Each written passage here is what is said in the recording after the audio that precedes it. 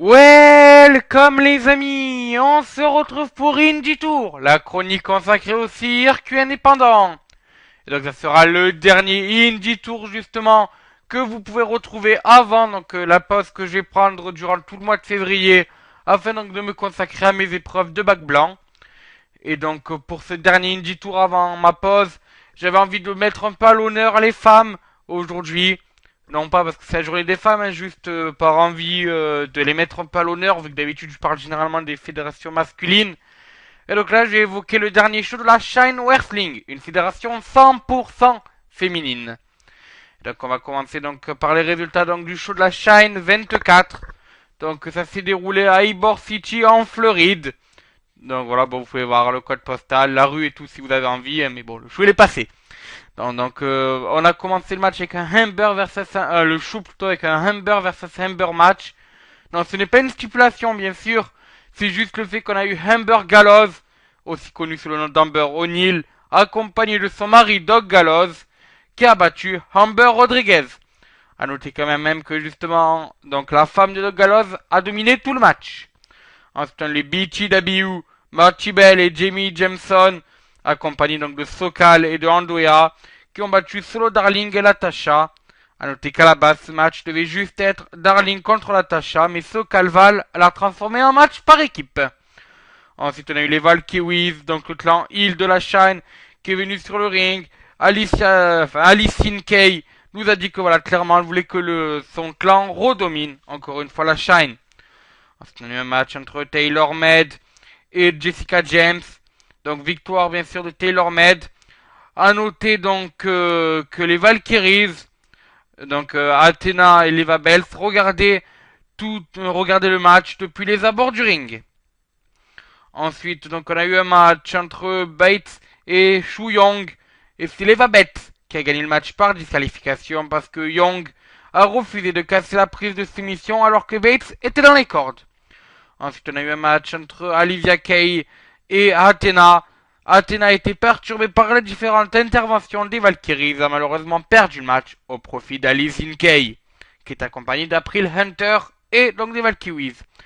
Enfin, on a eu un Woman Tag Team War, donc entre Kimberly Bomb, composé donc de Kimberly, de Lea Von Dutch et donc de Sherry Bomb, ont battu les Thunder Kitty et Legendary, donc qui étaient composés donc de Malia Osaka et Brandy Wine, accompagnés bien sûr de Laili Kay. Donc victoire des Kimberly Bombs. Ensuite, on a eu un dernier match de la soirée. Mia Him, la championne de la Shine, a défendu son titre contre Santana Garrett. D'ailleurs, vous pouvez voir Mia Him ici, donc en plein milieu de votre écran. A noter quand même que Mia Him a fait une petite apparition à NXT il y a un peu plus de mois, 2 mois même, je crois, où elle va affronter Charlotte. Donc Mia Him a très bien défendu son titre justement contre Santana Garrett. A noter quand même qu'Amber Gallows vient attaquer Garrett après le match et que les deux lutteuses se battent en retournant en coulisses. Les Valkyries viennent ensuite s'apprendre à Yim. Leva Bates, Athena et Jessica James viennent essayer de sauver Yim, mais ceci est en vain. Et enfin, gros retour surprise, vu que Jessica Havoc, l'ancienne championne de la TNA, est venue éjecter les Valkyries et donc sauver Mia Yim. Justement, on a parlé d'Avoc. Et bien sachez donc que de par sa présence, elle vient peut-être d'annoncer une définitive fin de contrat avec la TNA. Vu que donc bon, je l'avais évoqué lors de l'Indie Tour, lors des TNA Info de dimanche. Donc Jessica Havoc serait pressentie pour quitter la TNA d'ici ce mois-ci. Totalement, elle n'est pas été annoncée dans la tournée européenne qui a commencé déjà, je crois, avant-hier. Et donc, ben voilà, suite à ceci, on sait que la TNA déjà refuse toute apparition sur le circuit indépendant pendant les périodes de taping. Et là, Jessica Havoc, elle vient de nous apparaître justement dans un show indépendant. Donc, on a vraiment... Enfin, je pense que cette apparition-là, même si rien que pour sauver Mia Im, est une définitive preuve du renvoi, entre guillemets, ou en tout cas du moins de la fin de contrat de Jessica Havoc à la TNA. Voilà, mais c'est sur ce que se termine donc ces derniers Indie Tours avant ma période de vacances. Donc promis, je serai de retour dès le mois de mars. Au mois de février, pas d'Indie Tour, pas d'inconnu du ring. pas de chaîne info non plus. Par contre, il y aura l'Hero débriefing, je vais essayer d'y participer. Il y aura les Ligue 1 débriefing, bien sûr, ça c'est logique, ça sera fait donc par moi-même, avec une nouvelle version, vu que on a essayé de changer un peu par rapport à ce qu'on avait la première version qui avait atterri lundi sur la chaîne YouTube. On a fait quelques modifications, vous nous direz ce que vous en pensez en commentaire, si vous voulez. Voilà, bon ça bien sûr ça arrivera lundi.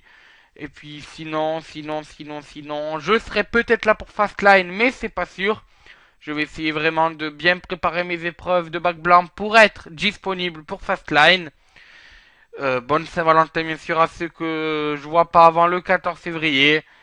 Et donc ben écoutez, bon mois de février à vous tous. On se retrouve demain pour la dernière vidéo avant ma période de vacances. Ça sera donc les chaînes info. On parlera notamment dans ces chaînes info donc des résultats d'Impact Wrestling, des résultats d'Explosion, si j'arrive à avoir le choix entre temps, parce qu'il y a eu un petit souci avec Explosion, mais rien de grave. Et donc enfin on terminera par quelques petits spoilers, quelques petits enseignements donc de la tournée européenne de la TNA. Voilà, bon mais sur ce, encore une fois très bon mois de février à tous, et moi je vous dis à ciao, bonsoir les amis.